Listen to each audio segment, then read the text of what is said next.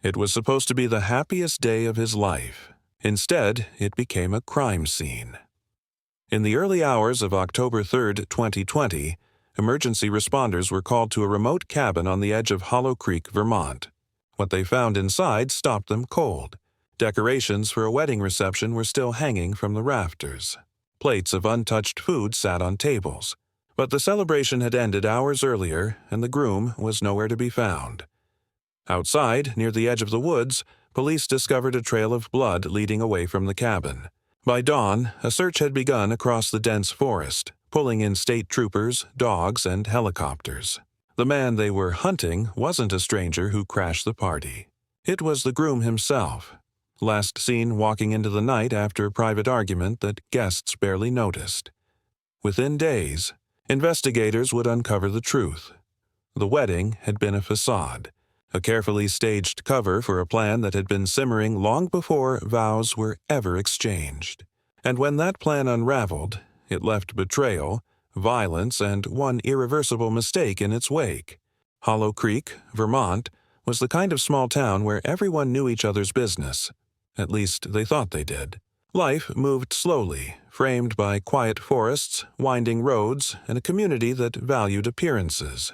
The wedding of Evan Mercer and Lydia Cross was meant to be a highlight for the town, a celebration that seemed almost storybook in its setting. Evan, 32, was a contractor with a reputation for being dependable and steady. He had grown up in Hollow Creek, worked local jobs, and built a name as someone who took care of his family. Lydia, 29, was a teacher from a neighboring town, admired by her students and described by colleagues as kind and meticulous. Together, they looked like the perfect couple, grounded, practical, and prepared to start a life together. The venue for their wedding, a rustic cabin on the edge of the woods, matched the town's character. Friends and family filled the space, the celebration carefully planned down to the last detail. On the surface, everything appeared flawless. But beneath the polished smiles and carefully posed photographs, tension had been building for months. Secrets were kept, grudges quietly nursed, and at least one guest knew the evening would not end the way it began. The Mercer Cross wedding began without a hitch. Guests gathered at the rustic cabin at Hollow Creek as the October sun set across the trees. Strings of lights lit the reception hall, and the atmosphere was celebratory, filled with laughter, clinking glasses, and music that carried across the forest. To everyone in attendance, it was a perfect evening. But not long after the toasts, things began to feel off. Several guests noticed that Evan Mercer, the groom, seemed distant. His smile looked strained, and he slipped away from the reception more than once. At first, people chalked it up to nerves. But by 10:30 p.m., when he excused himself again, this time just before the first dance, it was clear something wasn't right. Minutes stretched into half an hour. Guests whispered among themselves. Lydia remained at the table, trying to reassure friends, but she too appeared uneasy. Then came the first sign of trouble, a loud crash from somewhere outside. A few guests went to investigate, but found nothing obvious. The music faltered, and conversations grew uneasy. By midnight, the celebration had unraveled. Evan had not returned. Several guests decided to check the groom's suite at the back of the cabin. Inside, they found overturned chairs, a shattered glass on the floor, and drops of blood leading toward the rear exit. The discovery sent shockwaves through the crowd. Lydia collapsed in tears as police were called to the scene. Responders arrived within minutes. They secured the building and began a search of the surrounding woods. Near the edge of the forest, officers located a trail of blood leading deeper into the darkness. Flashlights swept through the undergrowth. Dogs were brought in, and the once quiet night filled with shouts and radio chatter. The search ended before dawn. Approximately 200 yards from the cabin, officers found Evan Mercer collapsed near a clearing, his hands and shirt stained with blood. At first, responders believed he might be a victim himself, but when they examined him more closely, they realized the blood was not his own. Back at the cabin, investigators began piecing the night together. What they found inside the groom's suite told a chilling story. A groomsman, later identified as Marcus Hale, a longtime friend of Evans, was discovered injured, unconscious but alive, hidden behind the door. He had suffered a blow to the head. Nearby, a bridesmaid's belongings, including her phone and purse, were scattered across the floor. But she herself was nowhere to be found. The reception had turned into a crime scene. What was supposed to be the happiest night of Evan Mercer's life had collapsed into chaos, betrayal, and unanswered questions. Guests were escorted out under police supervision, the decorations still hanging over a hall now marked with evidence tape. By sunrise, the story spread quickly through Hollow Creek. The groom was in custody. A bridesmaid was missing, and a celebration had ended in blood. Investigators knew one thing for certain. This was no accident. It was a deliberate act, and it had begun long before the wedding night. Detective Raymond Vance, a 17-year veteran with the Vermont State Police, was called to lead the investigation. From the moment he entered the cabin, he knew the case was complex. This wasn't random violence. It was something far more personal. The scene inside the groom's suite provided the first leads. Blood spatter analysis showed that the struggle began near the dresser and extended toward the back exit. Drops of blood trailed out into the woods, and swabs later confirmed it did not belong to Evan Mercer. Instead, it matched Marcus Hale, the injured groomsman. He had been found with a deep laceration to his head, likely struck with a heavy glass object. His condition stabilized at the hospital, but he remained unconscious for the first 24 hours, unable to answer questions. Forensics identified another troubling detail. Fingerprints on the broken glass belonged to Evan. More tellingly, drag marks on the floor suggested that another person had been forced from the suite toward the woods. That person was quickly identified as Anna Pierce, 27, a bridesmaid and Lydia's longtime friend. Her phone and purse were left behind, but she was nowhere to be found. Detectives began building a timeline. Witnesses reported seeing Evan and Marcus in what appeared to be a tense argument earlier in the evening, near the parking lot. One guest recalled hearing Evan say something sharp before the two returned inside. Security cameras on the property offered additional clues. Footage showed Evan leading Anna Pierce toward the groom's suite shortly after 10:15 p.m. Minutes later, Marcus entered the same room. The camera did not capture what happened next, but at 10:45 p.m., the sounds of a crash were reported by nearby guests. Investigators turned to motive. Why would the groom attack his best friend and abduct a bridesmaid on his own wedding night? The first clue came from Evan's financial records. Bank statements revealed unusual withdrawals in the weeks leading up to the wedding, large sums of cash taken out in increments. Credit card debt had piled up, and a foreclosure notice was pending on one of his rental properties. But financial strain alone didn't explain the violence. Detective Vance dug deeper into personal relationships. Interviews with guests uncovered whispers that Marcus Hale and Anna Pierce had been unusually close during the wedding preparations. One bridesmaid recalled seeing them exchange glances at the rehearsal dinner. Another admitted that Lydia, Evan's bride, had confided doubts weeks earlier, hinting that she suspected Marcus and Anna were hiding something. Digital forensics cracked the case open further. On Evan's laptop, investigators recovered deleted messages. The content suggested that Evan had uncovered an affair between Marcus and Anna. But the most devastating revelation was that Lydia, Evan's new wife, may have also been involved. A hidden folder contained photographs and hotel receipts connecting Lydia to Marcus, evidence of a relationship that had been ongoing for months.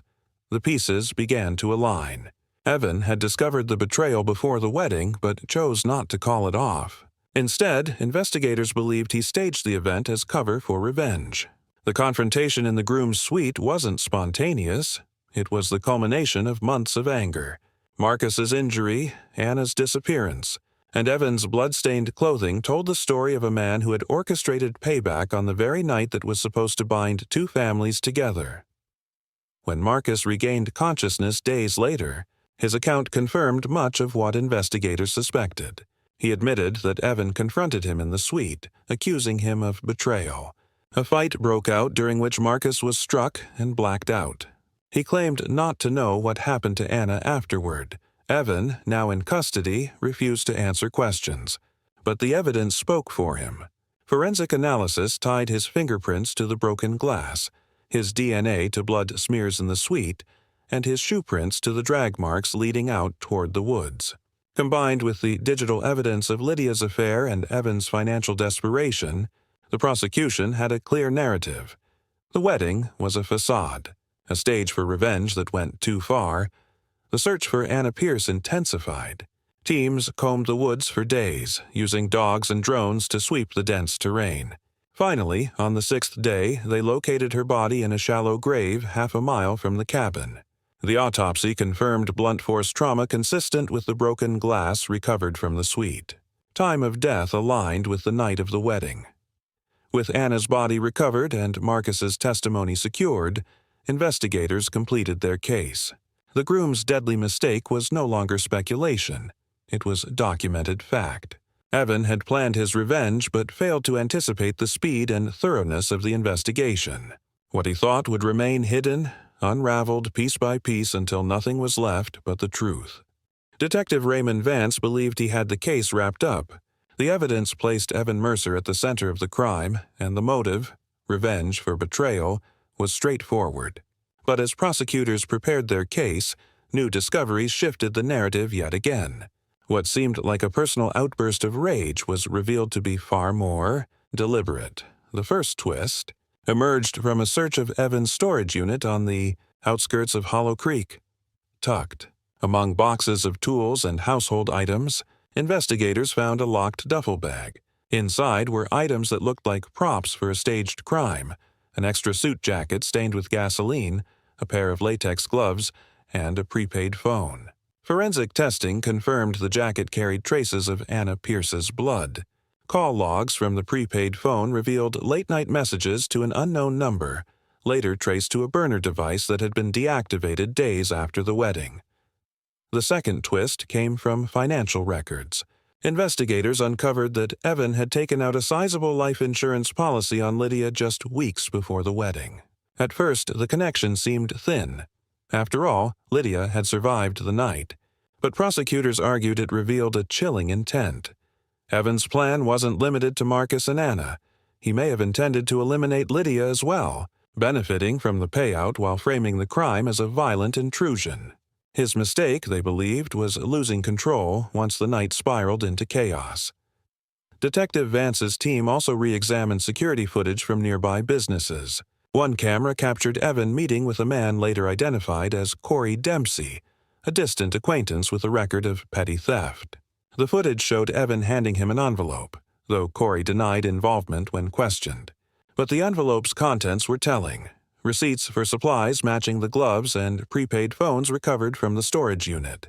Corey admitted under pressure that Evan had asked him to purchase the items to avoid suspicion. Perhaps the most shocking revelation came from Lydia's own account. During interviews, she admitted she had begun suspecting Evan's erratic behavior weeks before the wedding. She had confronted him about his late-night disappearances and unexplained cash withdrawals. Evan, she said, assured her it was wedding stress. But the truth surfaced in an even more disturbing way. On Evan's laptop, forensic specialists found a document titled The Ledger, a step-by-step outline of how he planned to execute revenge on Marcus, Anna, and Lydia. The notes included details like wait until after vows, separate Anna, and clean up with fire if needed. The ledger changed everything. Prosecutors no longer saw the crime as a fit of passion. It was premeditation. Evan hadn't merely reacted to betrayal. He had orchestrated a deadly spectacle on the very night that should have been his new beginning. The community of Hollow Creek, already reeling, struggled to grasp the revelations. Neighbors who once saw Evan as dependable now realized he had lived a double life. Friends who had celebrated with him at the wedding now understood they had unknowingly walked into the backdrop of a planned act of vengeance. Marcus Hale's testimony, once seen as partial, became critical in light of the new evidence. He admitted under oath that Evan had hinted at consequences in the weeks before the wedding, though Marcus had dismissed it as drunken frustration. Combined with the ledger, the insurance policies, and the storage unit discoveries, the prosecution's case grew overwhelming. By the time Evan's arraignment was held, the charge sheet had expanded: first-degree murder of Anna Pierce, attempted murder of Marcus Hale, conspiracy to commit murder, and insurance fraud.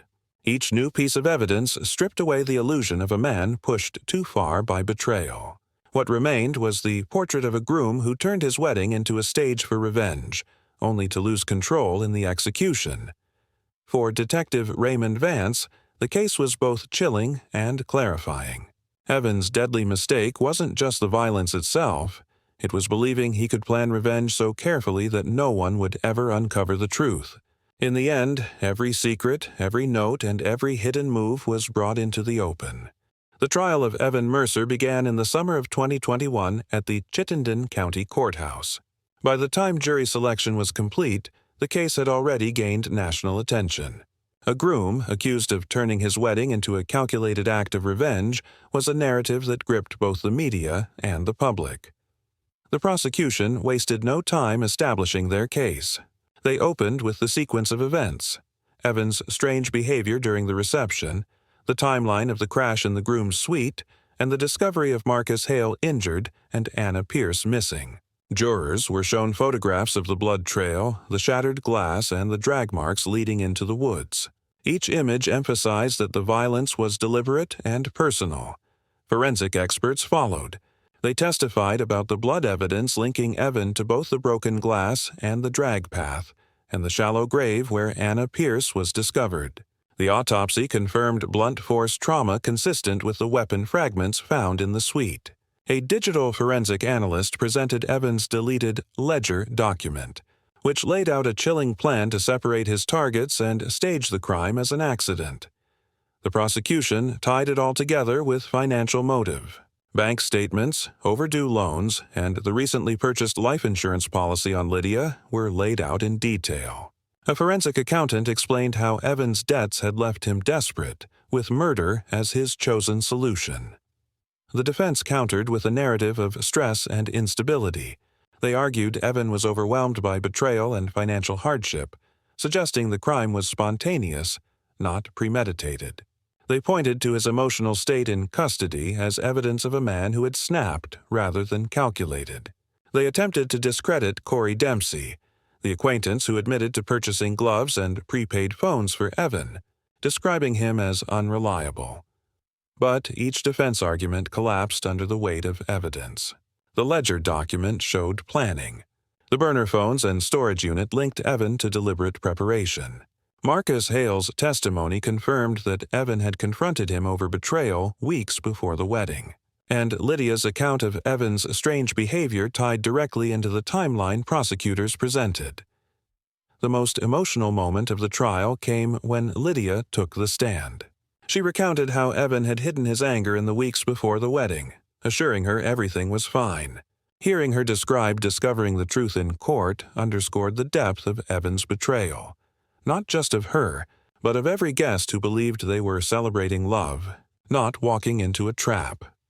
The trial lasted 6 weeks. Jurors sat through hours of forensic detail, financial breakdowns, and testimony from more than 40 witnesses. In the end, the evidence left little room for doubt. On August 12, 2021, after less than 2 days of deliberation, the jury returned a unanimous verdict: guilty of first-degree murder, attempted murder, conspiracy to commit murder, and insurance fraud. At sentencing, the judge delivered pointed remarks. He described Evan Mercer's actions as a betrayal of the highest order, not only against his wife and his victims, but against the community that had trusted him. Evan was sentenced to life in prison without the possibility of parole. The courtroom was silent as he was led away in shackles.